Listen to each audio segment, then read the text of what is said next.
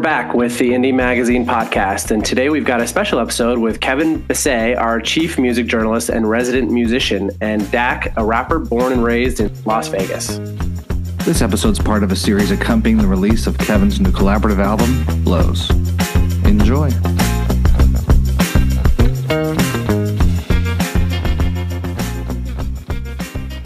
What's up there, Oh, hey, how's it going? I was talking to the podcast listeners on this one, Cody. Oh, dude, you just said my name. You just took away the thunder of the introduction because it's cool. So Okay. Restart it. Okay. Okay. Hey there, podcast listeners. I'm here with Cody J. McCracken, a.k.a. DAK, a.k.a. DAK Attack, a.k.a. No one Cody. calls me DAK Attack. Anyways, I think you what's do in your first question, Kevin? I think in one of your raps, you say DAK Attack back on the scene. No, I say Inspector DAK. Inspector DAK. Sorry, not DAK Attack. Jeez, Inspector. fake friend. Inspector DAK is back on the case. So I'm here with DAK to talk about his music, to talk about things going on with him, and to talk about our song together, Photogenic, that recently came out on the Flows album, assuming that this comes out after March 18th, because we're recording this before my grandma's birthday. That we are. It's a late Friday night here in Las Vegas. Wow, dude, you doxed us. They're going to be coming down your door. Is DAK in there? Is Kevin Bessey here? Dude, don't you realize I have like tens of people that listen to my music? Bro, you need to be a professional. Yeah, I forgot. We may or may not be in Las Vegas. I forgot you went 10 on your album sales. Yeah, dude. Gosh. Yeah, I'll remember now that you're a much bigger deal than I sometimes think. Yeah. Okay. In all seriousness, we've already released Photogenic, so people have heard your amazing verse on that. So let's start talking about Photogenic a little bit. How did you feel getting the initial track I sent you with Photogenic? What was like your reaction in writing it? Because I know you have to feel it to write something to a rapping track. And don't like rap to everything. So what was your like feelings as you got this? I kind of feel like, what was the genesis? Did I ask you to send me something, or I think you did. Yeah, I think you said, "Hey, I know you're doing flows. I want to be on it. Send me something." It was something like that. So like sometimes I'll be going through funks in my life where I'm not writing very much, and Kevin's actually been the catalyst of like collaborations that we've had. Like with Under the Mistletoe, he had me come over to just do like a quick little background vocal part, and then I ended up like writing something to it, writing like 8 bars, and it turned out really cool. And a lot of times I just am having like writer's block or just haven't been creatively motivated. And I think at this particular time, this must have been like 5 months ago? 6 months ago. Yeah, something like that. I was like, dude, if you have anything that you're working on, I'd love to hear it. I'm in like a creatively fertile place. And he sent me the skeleton of Photogenic before it was called Photogenic. Right. It was still called Picture Perfect at that time. Yes. And it was like, the production wasn't fully developed, which is always really neat. Because when there is more like elements of production, it's cool too. Like when there's more melody lines in place and the drums, it can kind of inform the way you write to it. But there's something also special about when something is just that bare bones, because you have a lot of freedom to kind of attack it how you want without being informed to do so. And that's kind of how I felt with Photogenic. And I felt inspired to write to it. I know in the past, like Kevin sent me probably like maybe 10 songs between you or Jack to like have me get on. And it's like he said, like I have to kind of be feeling the vibe. Not that the song is bad that he sends to me, but it's like, it might not be right for me. And there's been times like some of the collaborations we had, whether it's Under the Mistletoe or Down from the Mountain, those I think specifically weren't ones you were like, hey, can you jump on this? I was like just listening to them and then wrote a verse, and then I was like, if you want to use it, you're more than welcome to. And you're like, yeah, let's do it, And so, yeah, I think I sent you a rough of my verse pretty quickly. Yeah, it was super quick. It was like within the week for sure. I feel like it was even within a few days though that you already were like ready, and you're like, yep, I'm in. Here's the thing that I've already done for this. And I was pumped when I got it because I thought it was excellent. Thank you, man. Yeah, I remember like there was a couple notes and things I had you wanted me to change, but yeah, there overall, was a rhythm on the end that. Yeah. Yeah. But yeah, that was such a cool song. Thank you for letting me be a part of it. Yeah. Yeah. What were your thoughts toward that song? Like, or how did you get in that right creative space? I mean, you were already in a fertile place, but what kind of was going through your head as you were writing your verse on that? Sometimes, a lot of times, some of the easier songs to write are when someone has already done a verse.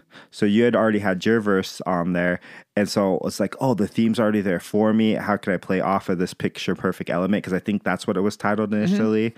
And I always like the idea of, like the classic cliche of like a beautiful woman like not getting away with not having to pay like tickets when they get pulled over or getting let off. And so I was like, dude, what's like a cool and clever way to like call someone beautiful? And so I really liked that opening line of mine where it's like, you've got the kind of face that's never seen a speeding ticket, And I think just from there, just sometimes it takes that first building block and you can kind of build off of that. And that's pretty much what did it. I don't know. There's some songs that are like take, weeks to finally finish. And then there's some that just kind of flow naturally and it's like, and come out pretty quickly. And those aren't necessarily the, maybe to some people it would be like, oh, the song that you spent so much time on has to be the better song. But a lot of times those ones that you write quick and they just felt natural, are some of the better songs. So I wouldn't say one is better than the other. It's just, the creative process just works differently per song. Yeah, that's interesting too, because I feel like that was one of my goals with this project was to create music that flowed naturally out of people. And so like one of the parts of this for me was flows came from a meditation mantra that I would say to myself to kind of get myself in a good meditative space that was flows like a river.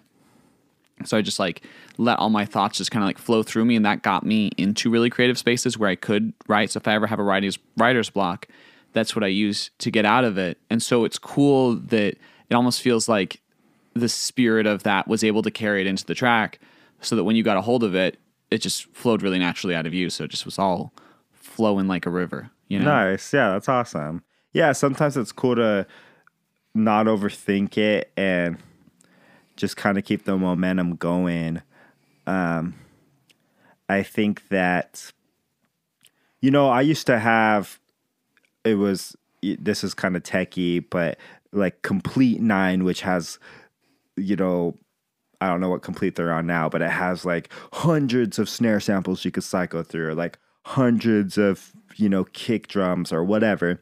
And, that's cool. It sounds nice on paper, but sometimes it's like, if you're cycling through like hundreds of snare sounds to get like that perfect snare, rather than like maybe that first one or two that felt right to you, you're kind of, rather than keeping the momentum going on the track, you're spending a lot of time on these like trivial things that the average listener isn't going to be like, I wish that snare drum had like, 4 more seconds of reverb delay, Right. And so like,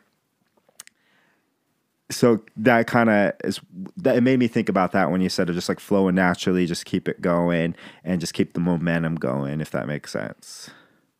Sometimes be a minimalist, having like a minimalist approach on things and not having a lot of options is like you can bring out the best of people. Yeah, I agree 100%. It was even hard for me with production on this to realize when I was like, okay, I don't need to do anything else. You know, like with Picture Perfect, for example, like it's just pianos, vocals, and drums. Like everything sounds super clean, and that was purposeful. You know, I wanted everything to sound clean, but there's no other instruments on it, and I'm not chopping the pianos in really crazy ways. And the only kind of ad-lib moment really is the laugh that I inserted from Jan into your line about it's right after you say got those space buns in your how does that line go? I think the line, it was the got a heart of gold, thinking Midas must have touched that. Yeah. But I was trying to keep it as close as I could to the space buns line because that's Jan's favorite line in the songs. That she always called the song the Space Buns song. Oh, really? I didn't know that. On it. Yeah, because she just loves the Space Buns line. Yeah, I think one thing, and actually on your first album, right, you talk about like crashing into a maple tree, wasn't it? Right.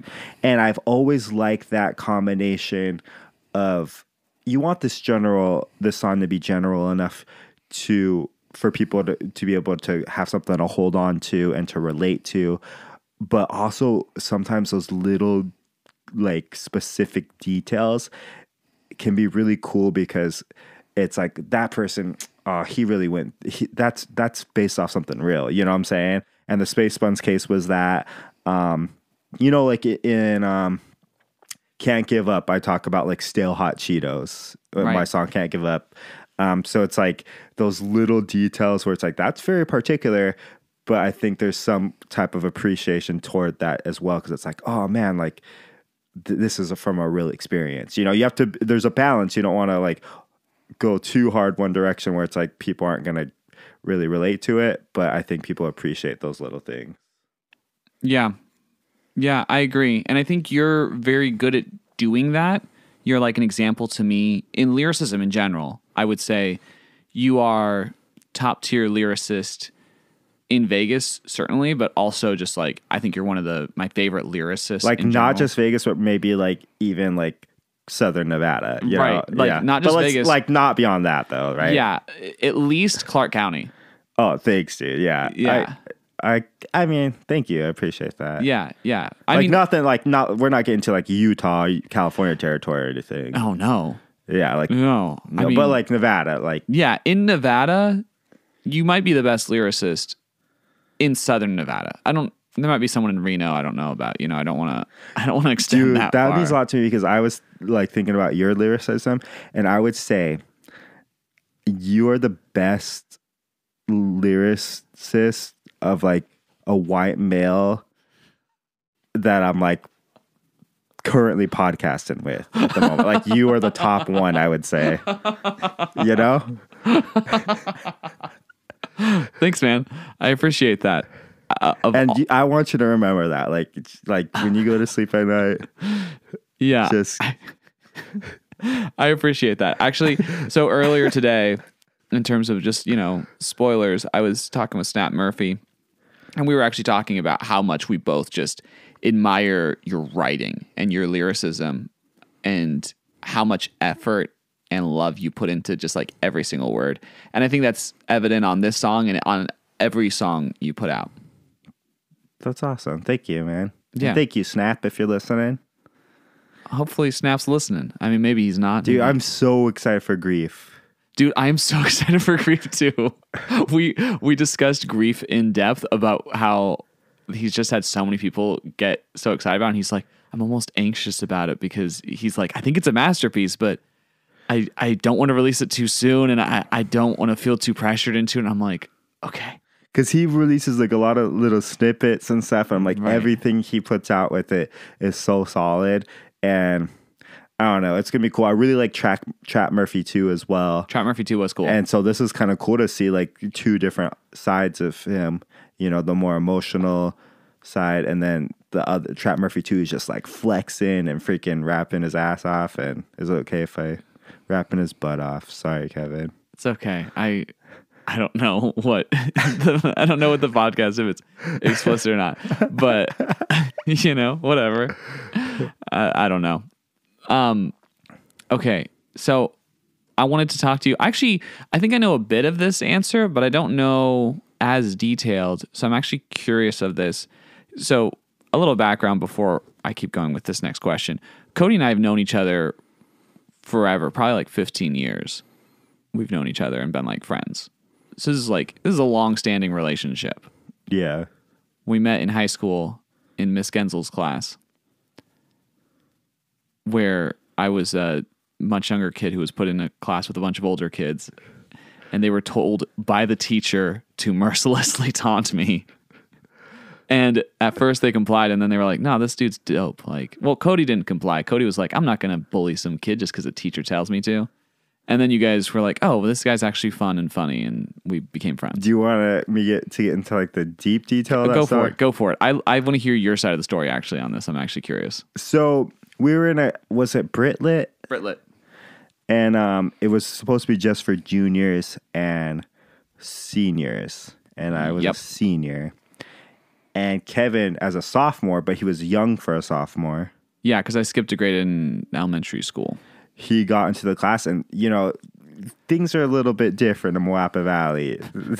and our teacher, she took me and a few students out in the hall and was like, I don't know how the sophomore got in my class, but your job is to make his life hard in here. Which is, looking back on, it's kind of wild that a teacher said that, but it's the truth regardless. She's an insane person. She literally got fired under an insanity clause. Like, that's the only, they wanted to get rid of her and they found that, but she is insane. I have an appreciation for it, but I love her. She's insane.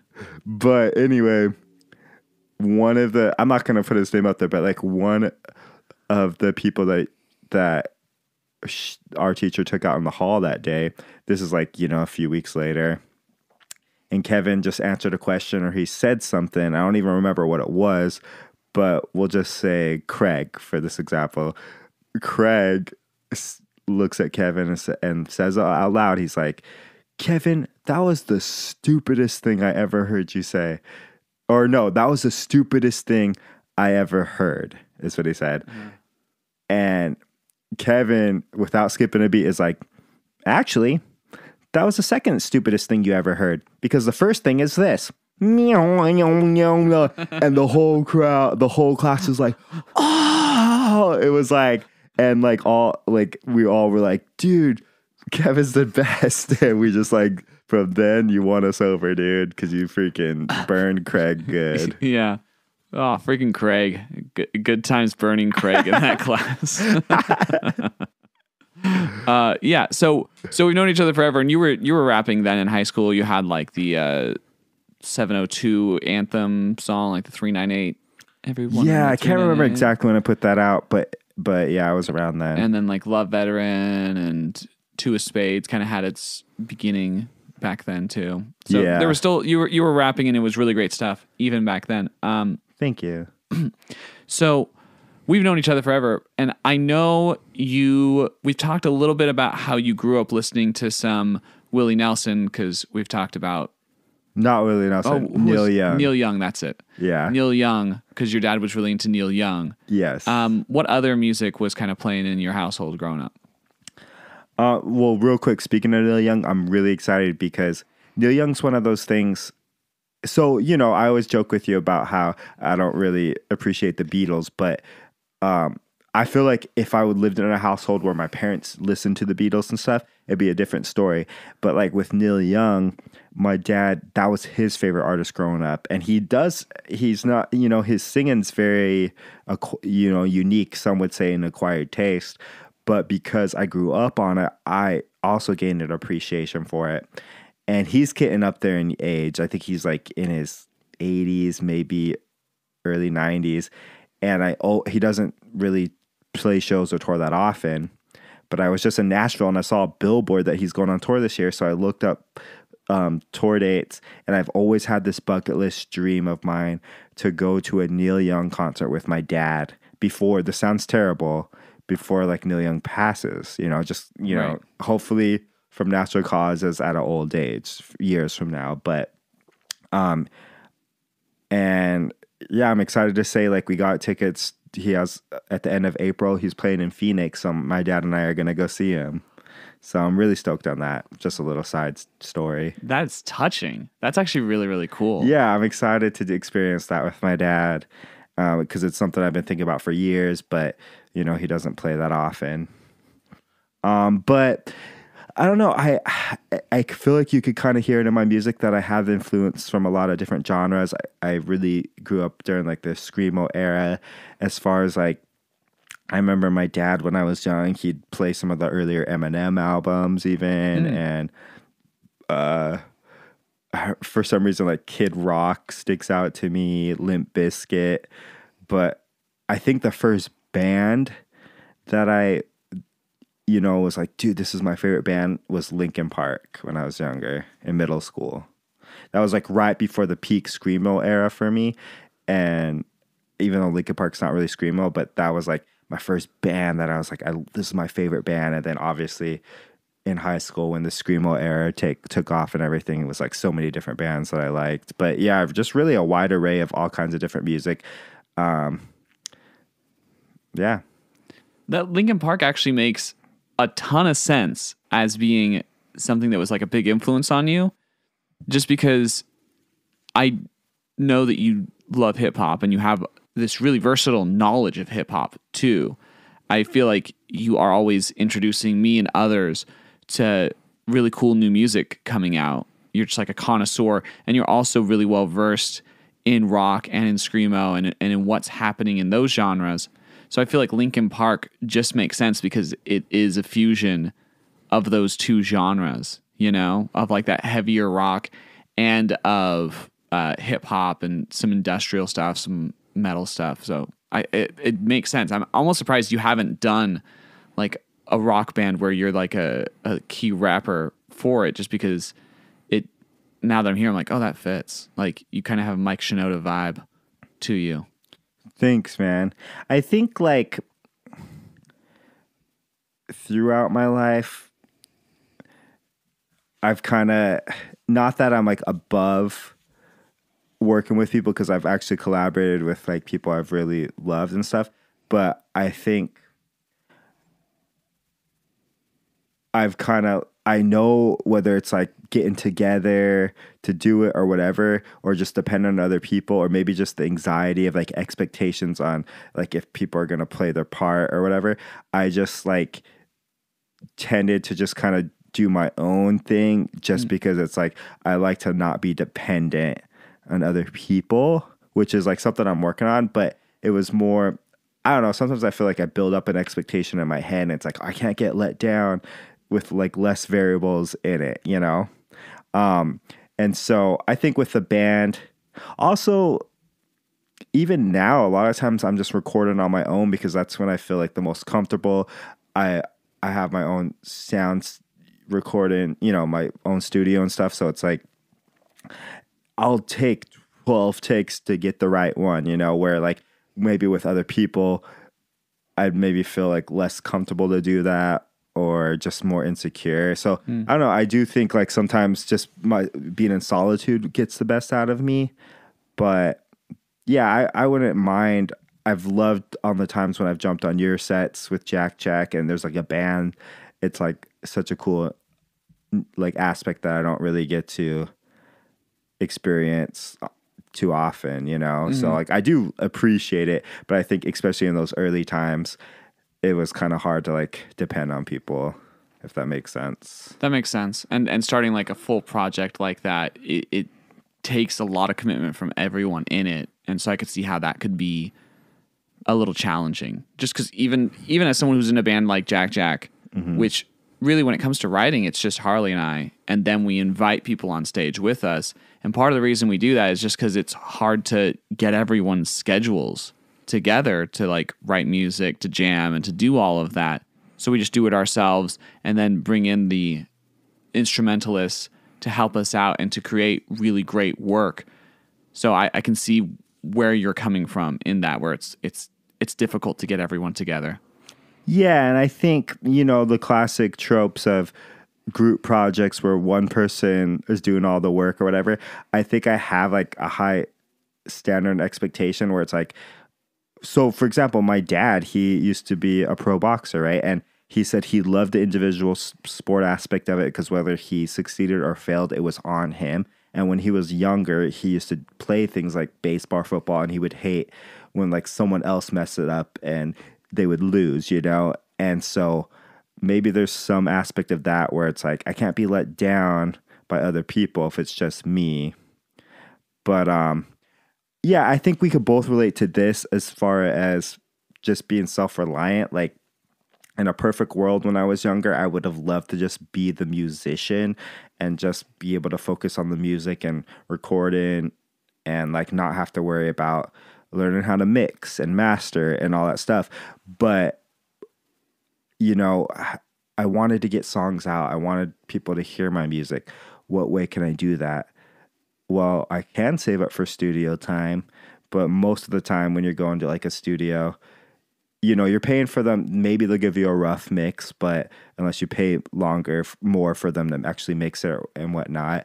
But no one's going to really like care about your project maybe as much as you are, right? And then that's just going to add up, money wise to record it, especially if you're wanting to create a lot of music. So just out of more necessity, I was like, all right, let me just start off with this like $100 mic and this like cheap preamp and this cracked recording program that I had, which, fun fact, I don't know if I've ever said this publicly.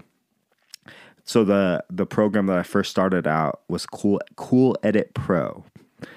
And It was a cracked version where like you had to enter the guy's name for the cracked version and the serial number. But it was like an older version, so like that serial number would work unlimited amount of times. But it's just like, so basically through whatever it was, whether it was like a torrent, I don't remember exactly, but you download this thing, cracked version, and there's directions on it. It's like, put in this name and this serial number. And the guy who, the very first recording program I ever had, that cracked name on that, his name was Peter Quisgard. And so a little Easter egg, this is exclusive, but in Quarter Life Crisis, in my thank yous, it says Peter Quisgard. And it's that's because, funny. Yeah, and it's because of that guy. I've never met him, but technically it's like, hey, you were my introduction to this big element of me being able to learn how to record and mix and whatnot. So anyway, yeah, I think just, you could relate to this. I had to kind of learn these things in order to get my music heard. And over time, it's like, I'm saving money because I'm doing this myself. And now looking back on it, I'm like, dude, I appreciate that I can mix. And for the most part, if I have a vision in my head of how I want something to sound, for the most part, I can get it there. And so I wouldn't change it now. But I guess that was a huge rant to just say, I think that's even another aspect of like being self-reliant and not having to depend on others, if that makes sense. Yeah, you're actually almost 100% the reason I started producing myself, because initially you were helping me out with maybe, and I'd gone to a recording studio to record a lot of it. And as we were doing it, you're like, Kevin, you have specific visions for this stuff. You have things you want to do. No one's going to care about this as much as you do. So you got to figure it out yourself. And I was like, oh. And you're like, it's good to like, be with other people and like pay them and rely on them to some extent. But you were just kind of like, figure it out, get it done. And so that's when I really started saying, okay, I got to buckle down and figure out how to do this. And just took myself through that and just made as many songs as I could, put out as much music as I could, arranged it, produced it, did everything for it so that I could get to that level where I felt really proud of it. So that philosophy came into my life and has had this massive impact where now I'm producing for other people and getting paid to do it, which is amazing. And people are asking for beats from me and like asking for things for production wise. And it's so cool that whole journey of my life, I mean, wouldn't be there without your influence. So it's cool how that's kind of come full circle. Nice. Yeah, man. Your mix is really excellent, man. The vocal mix on Photogenic is like one of my favorite mixes of my vocals that I've heard. And I mix my own vocals on my stuff, so, you know. Thanks, you, man. Thank you. Yeah, that chain it's interesting because it's a super simple vocal chain. Sometimes less is more, you know, like we were saying, like the minimalist stuff. 100%, but it's taken me years to like figure that out, like to like nail that vocal chain. Where it's at. You know what I'm saying? I think that like a lot of I do feel like things kind of get, you know, when you're adding all these different effects and things like that, like people may feel like I'm doing a lot to this and making it sound good, but some of my favorite stuff is when it's maybe even something as simple as like compression and EQ on the track, you know? And yeah, like I said, I think like when there's less mud and less, I guess, noise taking up the space, and sometimes when things are simple, that's when it's best. Yeah, I agree. And there's this like reverb technique I've learned recently, and I think it sounds phenomenal on Jan's vocal especially. That's really been game changing for me. I don't want to get too technical about stuff, but I agree, like all that stuff is really important. Dude, tell me how Jan might be my favorite female vocalist in Vegas. She's one of them for sure. And it's so cool that through you, I've got to collaborate with her on Photogenic. How did that come about? How did Jan get involved in it? Yeah, because when I first did my verse, I think you were considering options for a chorus and stuff. And I think I did mention, like, dude, maybe Jan could do it. And I'm glad it worked out with her. Yeah, so I actually initially had Jan in mind as doing a verse on another song. And I do love working with Jan. And there was a part of me, too, that was a little bit hesitant because we released that Christmas song together, and I've released stuff with her with Jack, and I was trying not to repeat collaborations too much because I wanted to work with brand new people, but I was like, you know what? I love Jan. She's so much fun to work with. She's such a great vocalist. Definitely one of my favorite vocalists in Vegas, and one of my favorite songwriters too. I think she is brilliant in terms of songwriters. I actually think her style is somewhat similar to you, where she's really good at getting those specifics in her storytelling and then drawing back enough so that there's generalizations that everybody can understand. Some of her lines on How Do You? Oh, it's so good. Are so good, man. The Drug of My Dream. How Do You Do is such a great song. Yeah. Solid. Yeah, I was honored to, like, she asked me to do a verse at a live show on it, and that was so fun. There was a part of me that was a little bit jealous just because I was like, oh man, you got to do a verse on How Do You Do? Like, that's so freaking sick. How do you do such a good song? Yeah, and you killed it, by the way. I loved your verse. I think it fits so well with that song. And I mean, I think that song's a great song. How Do You Do is great. It's cool. Like, I wouldn't touch the song. Like, I'm glad it's out there how it is. How it is, but it's cool. I wouldn't replace that, right? But it's cool that there's like, oh, there's also like this version, you know? Right. In addition, you know, not like, I don't think it's like this song would have been better with my, but I just think like, oh, I'm cool to like be a part of it, a new rendition like years later, you know? Yeah, it was beautiful. It was great what you did with it. And there's this like subtle sexually suggestive line. Oh, that was actually like one of my favorite lines that I thought was genius too. Yeah, and it's so good because it's not blatant. And if you don't know it's there, you don't hear it. Because it's so just like quick and well done. I love it. I think Jan is a great songwriter. So anyway, with the story, I hit her up and I sent her 2 songs because I was thinking about having her on a different song as well. And she got back to me and said, I love both of them. I want to be on both of them. And I said, I'm trying to collaborate with more artists, and I'm trying not to have any repeats on this album. There are a lot of people who want to be on several songs, but I'm just trying to like, I want to just work with a lot of different people, a lot of different artists on this album. And she's like, okay. And so I said, if you had to choose one, and at this point, Photogenic had both of our verses on it. And she said, okay, I want to do the Space Buns one. Nice. Which is how she referred to it. And I said, great. And so then she came over, we worked on this, on it, and I'll talk with her more in detail about her thoughts and stuff on the process. But yeah, she came over, we figured out what she was going to sing, and then she sang it. And she is just so impressive behind a microphone. She's such a great musical knowledge where she'll say, oh, I think it needs a harmony right here.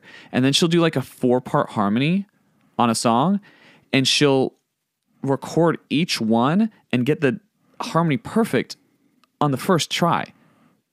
Like she just gets it. She just has this amazing intuitive, but I mean, it's not intuitive because she's practiced it for years. So it's this combination of intuition and practice and musical understanding that all comes together in this really beautiful way. And she's just a joy to record. Like it's just fun to have her in the studio. She's really great. Highly recommend. Awesome. Highly recommend it. Because I know you've talked about wanting to do a song with just the two of you guys doing a song together. And I highly recommend it. Just because she's great. She's so much fun to work with. Dude, I'm down, man. Yeah, she's awesome. Yeah, she's great. And I think she does a great job on this song. I think when I put it out, there were a bunch of like songwriters and engineers and just a bunch of people when I put out like her little part that were like, who is she? Her vocal is insane. And I'm like, I agree. And they're like, she just sounds so good on the song. And I'm like, yes, I agree. She's amazing. Like Jan's just that good. Like you're like, there's a reason why I wanted her on the song. Right. I'm like, I mean, and I think I don't want to toot my own horn too much, but I think she sounds the best when I'm behind her vocal chains. I think I get the best vocals out of Jan. And I don't want to like throw shade on anyone else. I just feel like basically you're saying like Jan would be like nobody without you. No. I'm just kidding. I would never say that. I mean, know. She's got an amazing career going on for herself as her own. But I just feel like there's something in me that just like gets her vocal, and it's like, this is how I need to like edit this. And I just really like how her vocals come out on tracks I put her on. And just like subtle little reverb tricks and stuff that I use, I think make her vocal really stand out. Enough of me bragging about my own stuff. I feel weird doing that. But I take a lot of pride in it. I take a lot of pride in making sure she sounds good, and I think she sounds amazing on this track. Yeah. So shifting gears a little bit, what are you working on right now? Well,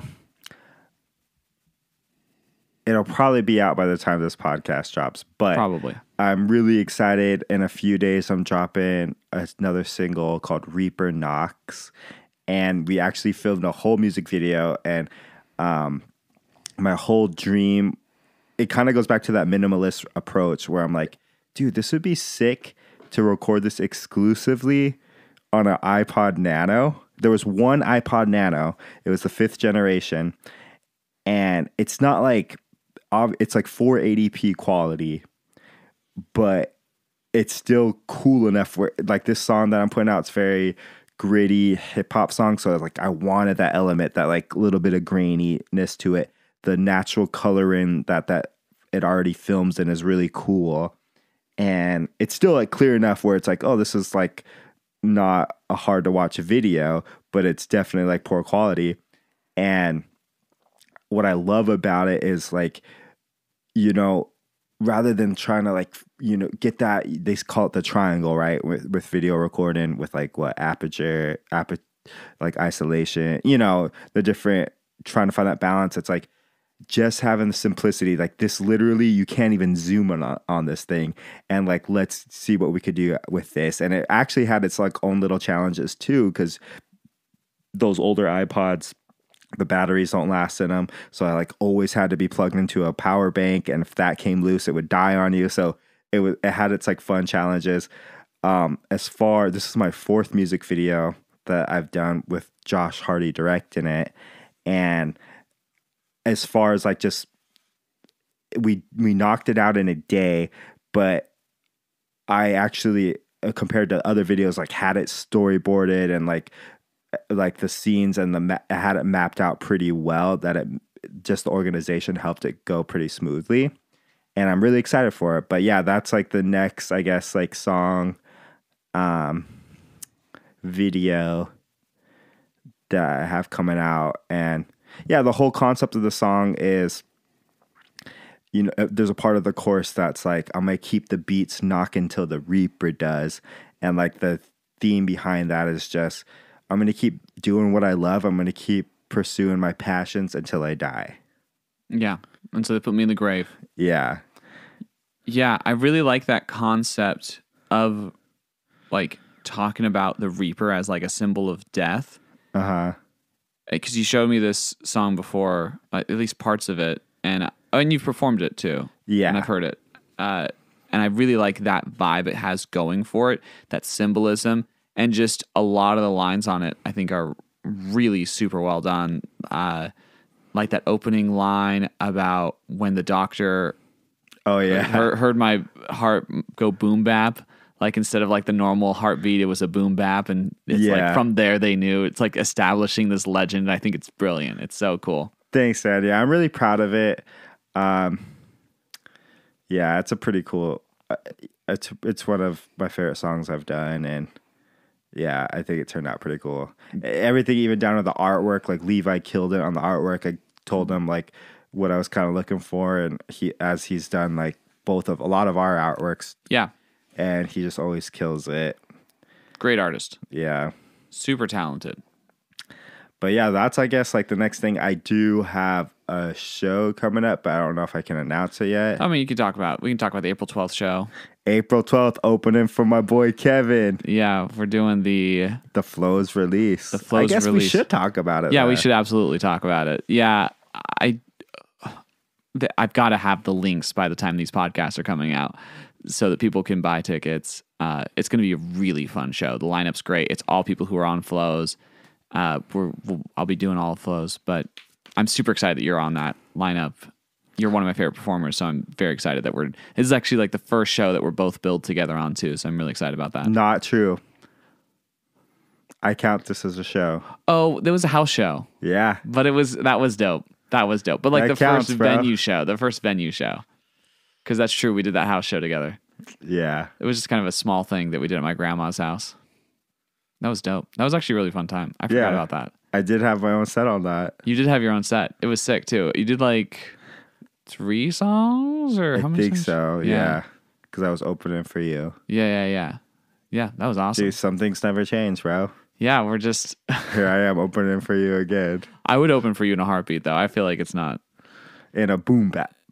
Boom bap. Sorry, a little callback to the heartbeat thing, you know? Yeah, got that boom bap going. Yeah, there's a lot of really cool lines on that song. And then you're working on the next album. You've been working on this for a while, though, so... Yeah, I keep going back and forth on, like, certain songs. I have to finish some. My goal... I'd love to have it done by fourth quarter. I honestly think we'll see how things go because I've actually had pretty good feedback and have really enjoyed playing shows lately. But that does, when I do shows, I take it really serious. Like I'm practicing it every day. I want my set to be good. And so I think after your show, I'll probably not be doing shows for a while and just try to finish the album, focus my energy toward that. We'll see if shows pop up. You know, if a great opportunity presents itself. Yeah, you know. If Jay-Z comes to town and it's like, I want Cody McCracken to open. If Jay-Z's like, yeah, I want to open up for you, like, I'd think about it, you know? Yeah, then you'd be like, maybe I'll come and do a show. Yeah. If Jay-Z opens. Yeah. Can I tell you about something that's just so weird? I went to this thing, and it was like an industry showcase, right? And for some reason, they had the national acts open. So they had these like big national bands, and then they had the local bands do the later set. Did people leave? Yeah, so everyone left. And the industry and the local, like all the industry people left.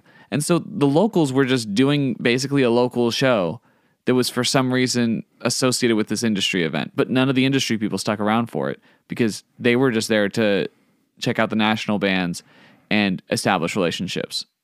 So they all left. They all like went home. And I heard about it. I was like, that is the stupidest thing I've ever heard of. But that kind of reminded me of that, of just like, why would you have a bigger act open for a smaller act? Like so that? you're saying like Jay-Z's bigger than me? No, I wouldn't say that. Next question. I'm trying to think if I had any other questions. I feel like we covered most of it because we talked about what music you grew up listening to, what you've been working on. Yeah, I don't know. What do you want to talk about? What else inspires you musically? Who have you been listening to recently? Dude, I actually was in Nashville. Right. And that was really inspiring in itself. I'd never been there before, but I went, I toured the Grand Ole Opry, I toured the Ryman, I went to some like classic, the Bluebird Cafe, the Listening Room. But the reason why I went there is I saw Petey at Brooklyn Bowl. There's a Brooklyn Bowl in Nashville as well. Mm-hmm. And Petey, dude, just live, he's so good. Really? Yeah, like his live vocal performance and everything is so solid. I don't know. That was really inspiring to go see. I don't even think of him as a musician. I think of him as a TikToker. So have you not listened to his music? I've not listened to his music, no. Dude, his music's so amazing. It's unique. Really? It's different. Yeah. Like, I'll have to show you some after this. I feel like I've heard it on like a TikTok. I think he has some music on one of his TikToks. It's so good, dude.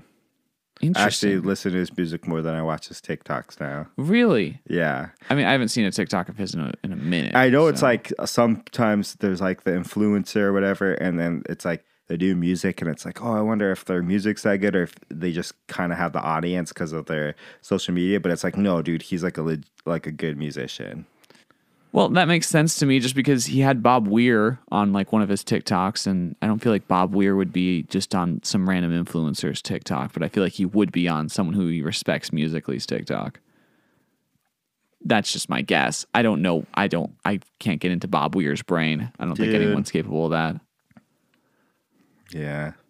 You might be right about that one. Okay. So you've been listening to a lot of PD recently. Has that been like a big listening source for you? Yeah, I've listened to him recently. I'm trying to think if there's any.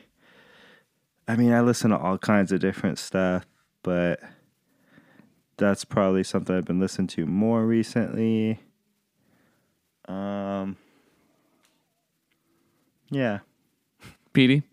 PD. Great. Sounds like a good person to be listening to. I'll have to check him out. I feel bad that I haven't given him as fair a shake. I kind of just see those influencer type musicians, and I don't tend to get into it as much. But yeah. I guess with PD, I gotta give him more of a chance. Dude, he's legit, man. He has like he has a song called Haircut, and like during the chorus, and I just like respect little things like this, like these little nuances, but he has this song, and the chorus is something like, hey there, darling, did you get your hair cut? I think I cut damn near every last one of them.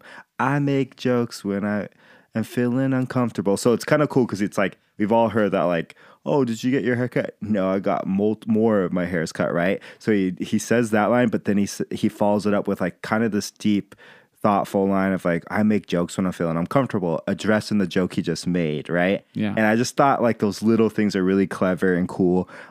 Actually, on that, how do you do little remix thing I did with Jan, I kind of I felt like I did something similar when I was like, you're down to earth and that's apparent, like single moms or single dads. So right there, that little pun aspect is like kind of corny, but I feel like I bring it home by addressing it, by calling it out. So I'm like, you're down to earth and that's apparent, like single moms or single dads. My corny puns, they make you laugh. So like, and so I feel like it's kind of similar to that with what PD did.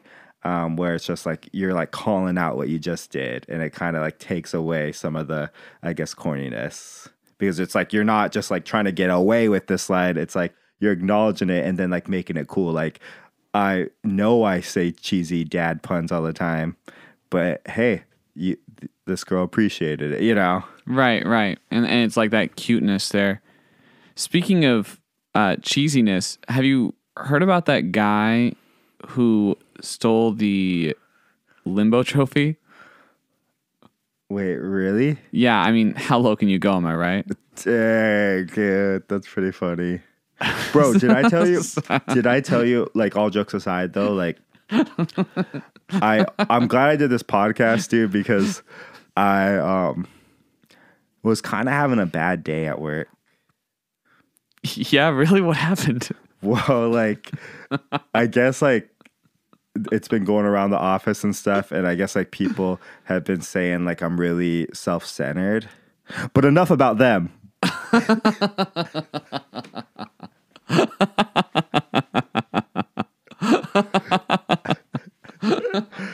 It was good having you, Cody. Super fun. Always a pleasure being in your presence. Your presence is a present to me. Oh, did you come up with that? Yeah. Or did Jack Johnson?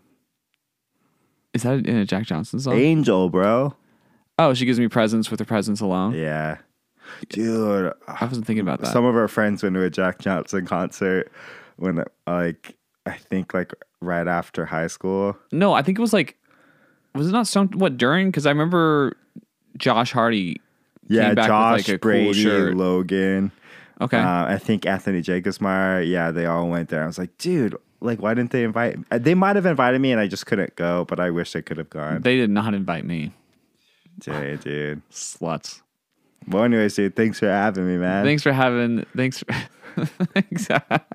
Okay, I'm done. Let's bookend this. We hope you've enjoyed this week's episode of the Indie Magazine podcast. Be sure to rate, subscribe, and share with friends who enjoy music, movies, and TV talk. We'll be back with another episode from the series soon, where Kevin will sit down with Amanda Dumas. Until then, listen to good music.